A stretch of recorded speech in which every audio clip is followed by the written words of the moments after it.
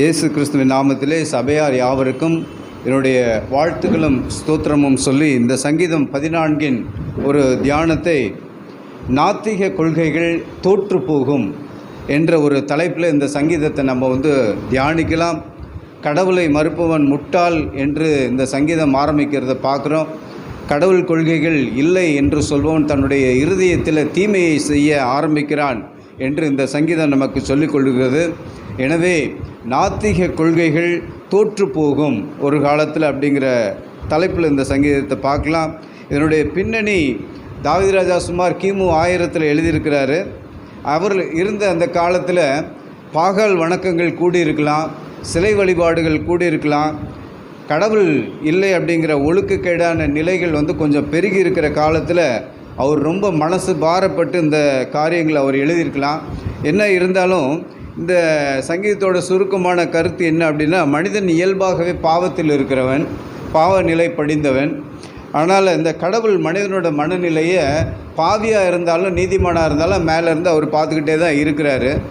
அந்த நீதிமானுக்கு ஒரு நாள் அவர் பதில் கொடுப்பார், கண்டிப்பாக பதில் கொடுப்பார். துன்மார்கள் நீதிமானை என்றைக்கும் கொடுமைப்படுத்த தான் செய்வான்.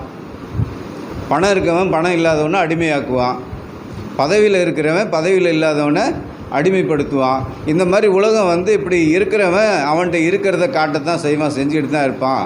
ஆனால் அந்த நன்மை அப்படிங்கிறது கடவுள் கொள்கை இருக்கிறவனுக்கு தான் வரும். அப்படி கடவுள் கொள்கை இல்லாதவனை ஒரு நாளைக்கு கடவுள் தண்டிப்பார் அப்படிங்கிறது இந்த கருத்து சொல்கிறார். மீட்பு கடவுளிடமிருந்து மட்டுமே வரும், அது அவருக்குரியது அப்படிங்கிறத இந்த கடைசி 7வது வசனத்தில் அவர் சொல்கிறத பார்க்குறோம்.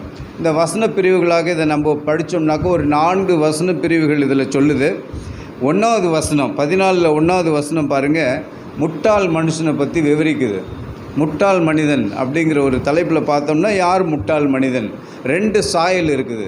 கடவுளுடைய சாயல், மனித சாயல் அப்படின்னு 2 சாயல் இருக்குது. கடவுள் தன்னுடைய சாயலாக தான் மனிதனை படைத்தார். ஆனால் அவன் கீழ்ப்படியாமையின் காரணத்தினால என்ன பண்ணிட்டான்? அவருடைய சாயலிருந்து மாறி மனுஷ சாயலுக்கு வந்துட்டான்.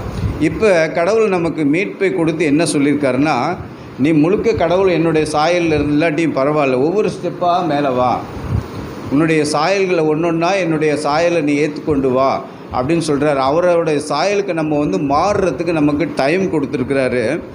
இந்த சாயலுக்குள்ளாரையே நான் வரமாட்டேன்னு சொல்கிறவன் முட்டாள்.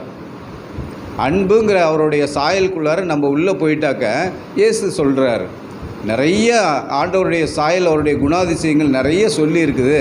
உங்களுக்கு இது எல்லாத்தையும் நான் ஒன்றா சேர்த்து அன்புங்கிற ஒரு சாயலை உங்களுக்கு நான் கொடுக்குறேன். இந்த அன்புன்னு ஒன்று இருந்தால் உங்களுக்கு கோபம் வராது, பொறாமை வராது, மற்றவங்களை நீங்கள் குறை சொல்ல மாட்டீங்க. அப்படிங்கிறதெல்லாம் இந்த அன்புன்ற ஒன்று இருந்தால், ஒரு சாயல் உங்களுக்கு இருந்தால் வந்துடும் இயேசு சொல்கிறாரு. நான் வரமாட்டேன், அதுக்குள்ளார அந்த அன்புன்றதை ருசிக்க மாட்டேன், வேண்டாம் அப்படிங்கிறான். பார்த்தீங்களா, அவனை அறிவில்லாதவன் முட்டாள் அப்படின்னு வேதம் சொல்லுது. நம்ம சொல்ல இந்த அன்புன்றதை ருசிக்க மாட்டேன், நான் என்னுடைய கணவனை நான் அன்பு செய்ய மாட்டேன், பிள்ளைகளை அன்பு செய்ய, அவங்க இயல்பில் தான் இருப்பாங்க, அவங்களோட இயல்பு அது. அந்த இயல்பை ஏற்றுக்கிற மனப்பான்மை நமக்கு இருந்து நீங்கள் அன்பு செய்ய செய்ய செய்ய தானாக ஆப்போசிட் சைட்லேருந்து அன்பு பெருகி வரும். அப்படி உங்களுக்கு அதுக்குள்ளாரையே போக விருப்பமே உங்களுக்கு இல்லைன்னா நீங்கள் கடவுள் சாயலை தரித்து கொள்ள விரும்பலை. அதனால் நீங்கள் அறிவற்றவர்கள், பகுத்தறிவு இல்லாதவர்கள் என்று வேதம் சொல்வதை நம்ம பார்க்குறோம். எனவே மனித சாயலிலிருந்து தேவ சாயலுக்கு மாற பயிற்சி செய்ய வேண்டும். அப்படி பயிற்சி தலமாகத்தான் தேவ ஆலயங்கள் நமக்கு இருக்கிறது. தேவ சாயல் என்று ஒன்று இல்லை என்று சொல்பவன் முட்டாள் என்று வேதம் சொல்லுகிறது. 2வது 2-3 வசனங்கள் மனிதனுடைய பாவம். மனித குலத்துக்கு பொதுவான ஒரு இயல்பு பாவத்தில் நம்ம இருக்கிறது தான். எப்போ கீழ்ப்படியாமைக்குள்ளார நம்ம போனோமோ அப்போவே நம்ம பாவம் செய்ய ஆரம்பிச்சிட்டோம். அந்த பாவ நிலையில் தான் நம்ம கர்ப்பம் தரித்தோம் என்று வேதம் சொல்லுகிறது. ஆனால் இந்த பாவத்தில் நீங்கள் பெருகாமல் இருக்கணும். அந்த பாவம் கர்ப்பம் தரித்து நீங்கள் அதனுடைய பிள்ளைகளை அக்கிரமம், கோபம், பொறாமை அப்படிங்கிறத பெற்றெடுக்கக்கூடாது அப்படின்னு வேதம் சொல்லுது. இதை கடவுள் பார்த்துக்கிட்டே இருக்கிறாரு. இன்றைக்கி எப்படி கேமரா பார்த்துக்கிட்டே இருக்கிறத, கேமராவில் பதிவாகிறதுலாம் ஹார்ட் டிஸ்கில் பதிவாகிட்டே இருக்கா, இதே மாதிரி தான் கடவுள். அது ஒன்றும் செய்யறதில்ல. அந்த கேமரா நம்மளை ஒன்றும் செய்யாது, அந்த ஹார்ட் டிஸ்க்கு நம்மளை ஒன்றும் செய்யாது. அதே ஒருத்தன் ஒரு நாளைக்கு ஏதோ ஒரு தப்பு நடக்கும்போது பார்க்கும் போது தான் நம்மளை அதிலேருந்து பிடிப்பான். கடவுள் அதே மாதிரி தான், ஒன்றுமே சொல்ல மாட்டார், அவர் பாட்டுக்கு ரெக்கார்ட் பண்ணிக்கிட்டே தான் இருக்கிறார். நீங்கள் பாவத்தில் வளர்கிறதையும் சரி, அவருடைய நீதியில் வளர்கிறதையும் சரி அவர் ரெக்கார்ட் பண்ணிக்கிட்டே இருக்கிறார்.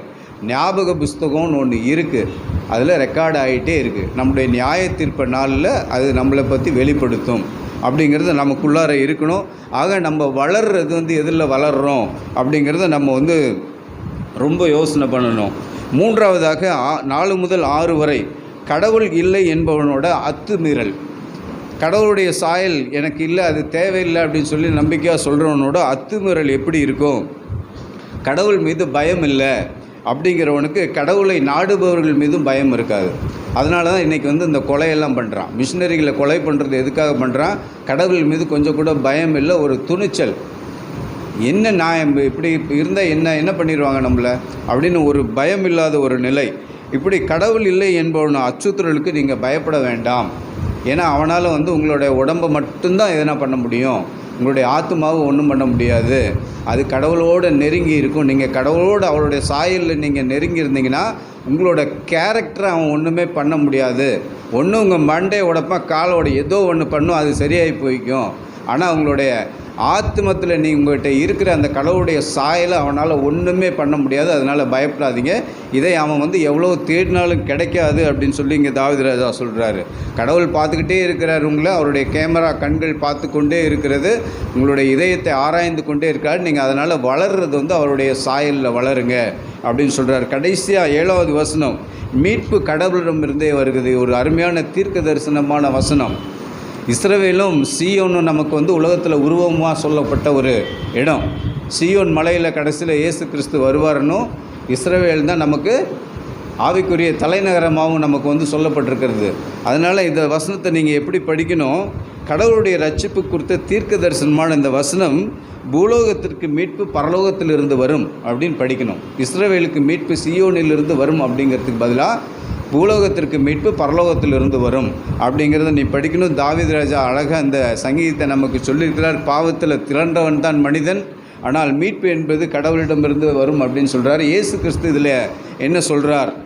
மத்தேயு 15ஆம் அதிகாரத்தில் 18-19வது வசனத்தில் நீங்கள் படித்து பார்த்தீங்கன்னா, தீய யோசனைகள் ஒரு மனுஷனோட இருதயத்திலிருந்து தான் புறப்படும். நீங்கள் அந்த இருதயத்தை செம்மைப்படுத்தினீர்களானால் உங்களுக்குள்ளார விபச்சாரம், திருட்டு, பொய்சாட்சி, தூஷணம், மற்றவங்களை குறை பேசுறது, இப்படிப்பட்ட யோசனைகள் உங்களுக்கு வராது அப்படின்னு சொல்லி தாவீது ராஜா இயேசு கிறிஸ்து நம்ம சொல்கிறத பார்க்குறோம். இந்த சங்கீதத்தை அப்போஸ்தலனாகிய பவுல் குறிப்பிட்டிருக்கிறத நாம் பார்க்குறோம்.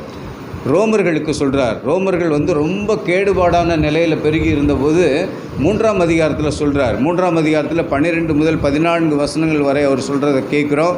இந்த உலகத்தில் கடவுளை நினைப்பவர்கள் ஒருத்தருமே இல்லையே, அவரை மறந்து போனவர்கள் பெருகி கொண்டே இருக்கிறார்களே, என்ன செய்கிறது அப்படின்னு ரோமர்களை பார்த்து அவர் கேட்குறார்.